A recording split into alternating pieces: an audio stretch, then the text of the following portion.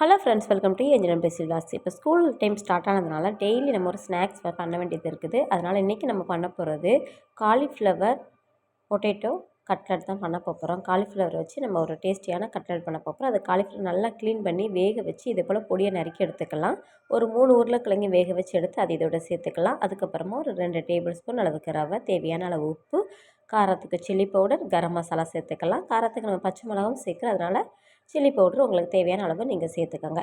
அதுக்கப்புறமா நம்ம பொடியாக நறுக்கிறதான கொத்தமல்லி, புதினா, பச்சை மிளகாவை சேர்த்துக்கலாம். அது கூடவே பொடியாக நறுக்கிறதான வெங்காயத்தை சேர்த்துக்கலாம். வெங்காயம் நல்ல பொடியாக நறுக்கியிருக்கணும், அப்போ தான் நல்லாயிருக்கும். இல்லைனா கட்லட் பிரிஞ்சு வந்துடும்.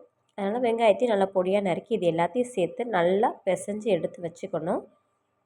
நம்மளோட வேக வச்சு தர உருளைக்கிழங்கு, அப்புறம் காலிஃப்ளவர், மசாலா, வெங்காயம் இது எல்லாமே மிக்ஸ் ஆகிற அளவுக்கு நல்லா பிசைஞ்சிட்டு ஒரு 10 மினிட்ஸ் வந்து நம்ம மூடி வச்சிடலாம். ஏன்னா ரவை சேர்த்துருக்கலாம், அது கொஞ்சம் ஊறி வர்றதுக்காக மூடி வச்சிடலாம். 2 மினிட்ஸ் ஆனதுக்கப்புறம் இது போல் நல்லா தட்டி எடுத்து வச்சுக்கலாம். எடுத்து வச்சு ப்ரெட் க்ரம்ஸ் இருந்துச்சுன்னா 2 பக்கம் பரட்டி எடுத்துக்கோங்க. நான் இன்றைக்கி ரவையில் தான் 2 பக்கமும் பரட்டி எடுத்துகிட்டு ஒரு தோசை டவாவில் ஆயில் சேர்த்து அது சூடானதுக்கப்புறமா நம்ம தட்டி வச்சதான கட்லெட்டை ஒன் பை ஒன்னாக நம்ம சேர்த்துடலாம். சேர்த்துட்டு நல்லா 2 புறமும் நல்லா வேகும்படியாக நல்லா வேக வச்சு எடுத்துக்கலாம்.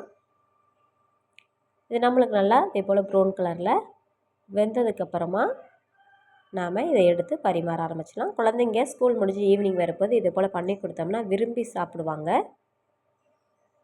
இது மார்னிங் கூட நம்ம கொடுக்கலாம். மேக்ஸிமம் ஈவினிங் வரும்போது பிள்ளைங்க வீட்டில் என்ன இருக்குது ஸ்நாக்ஸ்ன்ட்டு வருவாங்க. அவங்களுக்கு அந்த டைத்துக்கு நம்ம இதே போல் ஹெல்த்தியாக வெஜிடபிள்ஸ் வச்சு ஸ்நாக்ஸ் பண்ணி கொடுக்கும்போது ஹெல்த்தியாகவும் இருக்கும், விரும்பியே சாப்பிடுவாங்க. ஆயிலுமே ரொம்ப கம்மியாக தான் நம்ம சேர்ப்போம்.